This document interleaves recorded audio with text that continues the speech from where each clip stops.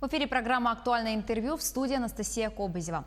По итогам 7 месяцев 2020 года количество преступлений, совершенных на территории республики в состоянии алкогольного опьянения, снизилось на 6,4%. Однако их удельный вес по-прежнему высок и составляет 32%. То есть каждое третье преступление совершается в республике под пагубным влиянием спиртных напитков. В чем причины такого положения дел? Влияет ли состояние опьянения или заболевание алкоголизмом на вину и тяжесть наказания? Возможно ли побудить человека к лечению и как изменить отношение общества к употреблению спиртных напитков и наркотических средств?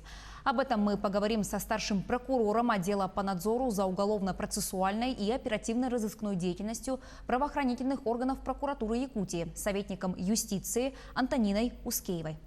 Антонина Николаевна, здравствуйте. Добрый день. Каковы основные причины и условия совершения преступлений в состоянии алкогольного опьянения? Состояние опьянения зависит от таких негативных факторов, как алкоголизм, наркомания, пьянство и относится к основным обстоятельствам, способствующим совершению преступлений. Учитывая, что в республике, несмотря на положительную динамику, все же треть преступлений совершается под пагубным влиянием алкоголя, актуальным остается именно работа по противодействию алкоголизации. Органами государственной власти и правоохранительными структурами, также органами прокуратуры проводится определенная работа по данному направлению. Однако результативность данной работы снижается тем, что юридическими лицами и гражданами нарушаются установленные ограничения по реализации алкогольной продукции. За истекший период текущего года более 200 работников торговых организаций и физические лица привлечены правоохранительными органами за незаконную реализацию алкогольной продукции в нарушение установленных запретов и ограничений. И проведенный анализ показал, что преступления в основном в состоянии алкогольного опьянения совершаются молодыми лицами от 18 до 40 лет. Перед органами местного самоуправления, безусловно, стоит задача по содействию лиц. К сожалению, структуры достаточно, поскольку преступления в состоянии алкогольного опьянения, значительная доля, это более 67%, совершаются именно безработными гражданами. Это я привела основные причины, да, когда люди втягиваются именно в употребление спиртных напитков. Кроме этого, учитывая, что это социальное явление, надо проводить работу в комплексе. И главное, не оставаться равнодушными, потому что есть понятие бытовой алкоголизм, когда в том числе вследствие равнодушия соседей бывает, что люди длительное время употребляют спиртные, впоследствии могут уже им поставлен быть диагноз алкоголизм. И данный вывод подтверждается тем, что более 90% тяжких преступлений против личности – это убийство, умышленное причинение тяжкого телесного вреда здоровью, к сожалению, совершается в сфере после семейно-бытовых конфликтов, после употребления спиртных напитков. А как влияет наличие опьянения на назначение наказания за совершенное преступление? Сам факт опьянения, согласно статье 23 Уголовного кодекса, оно не исключает уголовную ответственность. Это ответ именно на вопрос некоторых граждан, когда думают, что когда они не помнят об обстоятельствах совершенного преступления ввиду опьянения, они могут быть освобождены от ответственности.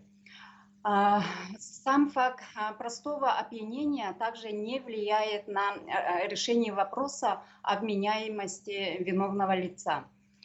Вместе с тем, конечно, поставленный медицинскими организациями диагноз алкоголизм, оно значит, отнесено к психическим расстройствам, поэтому по результатам экспертизы может быть рассматривается вопрос обменяемости, да, человека.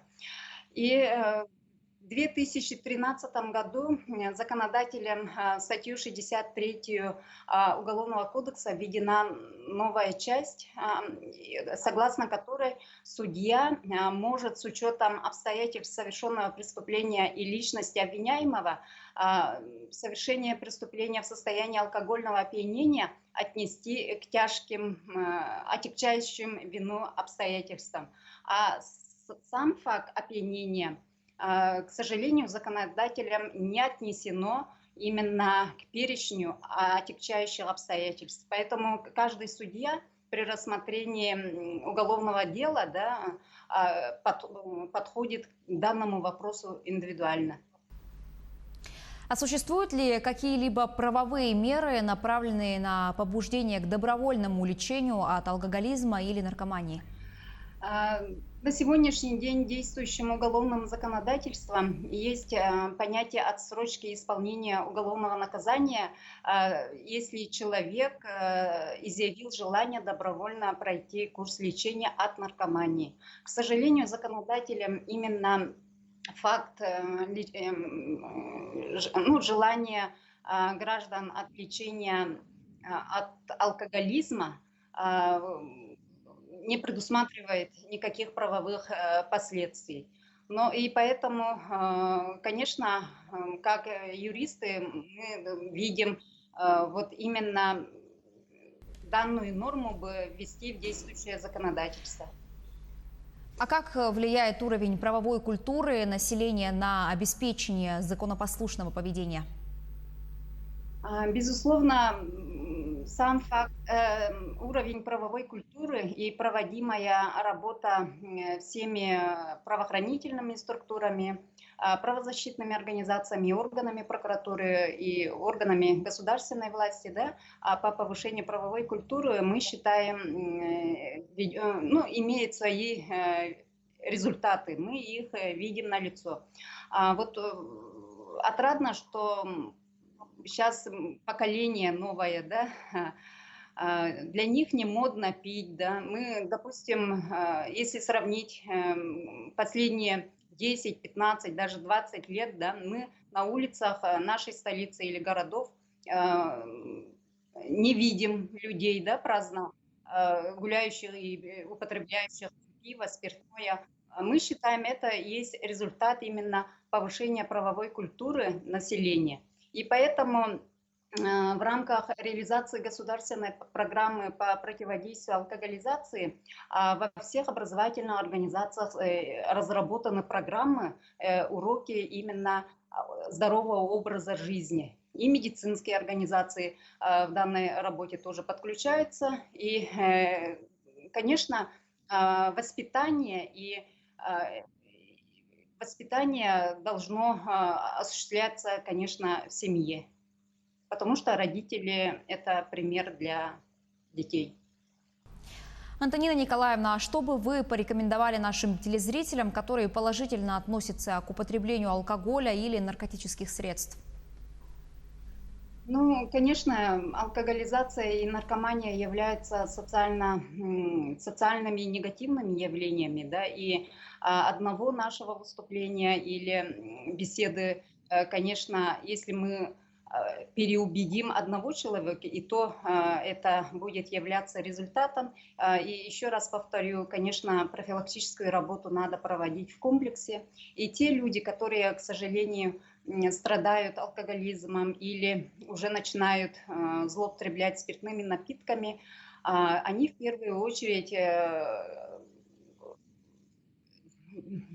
вред наносят своему здоровью и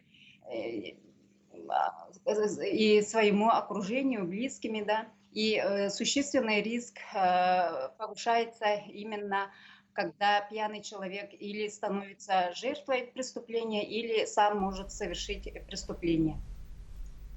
Какие меры принимаются государственными органами по профилактике алкоголизации, наркомании и вообще эффективны ли они?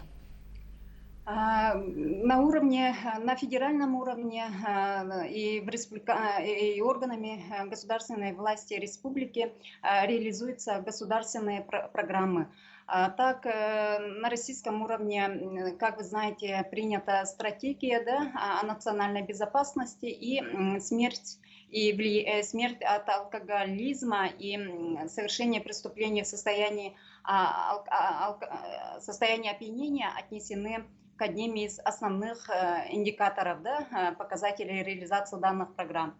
А в республике у нас программа реализуется именно по противодействию и профилактике алкоголизации населения.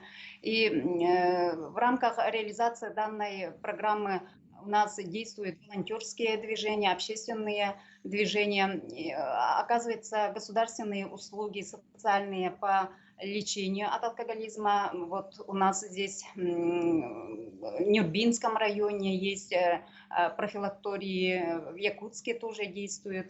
И в школах, я уже сказала, уроки и здорового образа проводятся, и целые программы обучающие разработаны. Все эти меры, конечно, имеют эффективны, поскольку последние годы незначительно, но мы имеем снижение преступности, совершенной в состоянии алкогольного опьянения, но в масштабе республики, конечно, это количество преступлений, да, пьяных, оно остается значительным. Поэтому данную работу надо проводить системно и в комплексе, и во взаимодействии с всеми органами. Антонина Николаевна, спасибо. Спасибо вам, что вы нас пригласили. Это была программа «Актуальное интервью». Оставайтесь на нашем телеканале.